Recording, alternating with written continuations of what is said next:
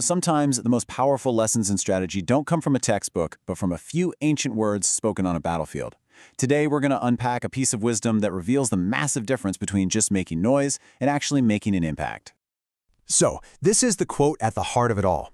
On the surface, yeah, it's beautiful, it's poetic, but hiding just beneath that poetry is a total masterclass in strategy. It contrasts two completely opposing ways of getting things done. So let's break down exactly what that means. All right, so first up, we've got to understand the other side's approach, the one the speaker just brilliantly dismisses in that opening line. It's a strategy built entirely on spectacle, a storm of words and empty threats. And wow, the imagery here is just so powerful, right? Thunder is loud, it definitely gets your attention. Lightning is this big, dramatic flash in the sky. But what do they actually do? Well, they're the announcement of the storm. They're not the storm itself. It's all warning, all proclamation, with zero real substance behind it.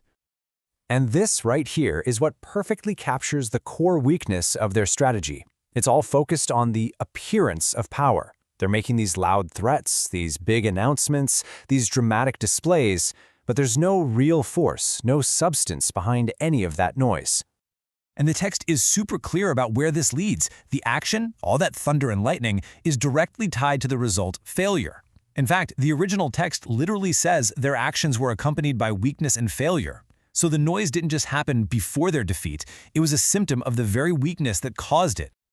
Okay, so now let's flip the script and explore a much more effective philosophy. In a complete contrast to that loud but empty storm, the speaker reveals a strategy of quiet, deliberate, and in the end, totally unstoppable force. Now listen to this metaphor. A flood is this overwhelming, decisive event, but a flood doesn't just appear out of nowhere, does it? No, it's the inevitable result of a much quieter, more methodical process, the rain. The strategy isn't focused on that final, dramatic outcome. It's focused on the quiet, crucial work that makes it happen in the first place. So you see what's happening here? It's all about the sequence. It's a simple two-step process. First, you get the rain. That's the quiet work, the preparation, gathering your resources, the steady action that maybe nobody even notices. And only after enough rain has fallen does the flood, the victory, the product launch, whatever the successful outcome is, become an undeniable reality. We can actually give this ancient wisdom a modern name: strategic patience. It's all about resisting that urge to announce your big plans, to threaten your rivals, or to pop the champagne a little too early. It's the discipline to just work silently until the outcome isn't just a possibility anymore, but a complete inevitability. All right, so let's really nail this down. We're going to put these two philosophies side by side, because seeing them in direct contrast is where the lesson really truly clicks. This is a tale of two totally different approaches to power.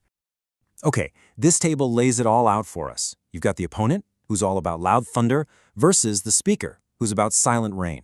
The opponent's action, empty flashes. The speaker's actually building a real force. But here's the most critical difference: the sequence. The opponent proclaims before they act, the speaker acts before the result is ever seen. And the outcome? Well, it couldn't be clearer: failure versus an inevitable flood. Look, if there's one thing you remember from this comparison, make it this. Announcing your power just gives your opponent time to prepare. It shows your hand. But demonstrating your power, that leaves them with absolutely no time to react. It's the difference between talking a good game and actually winning it. So you have to ask, right?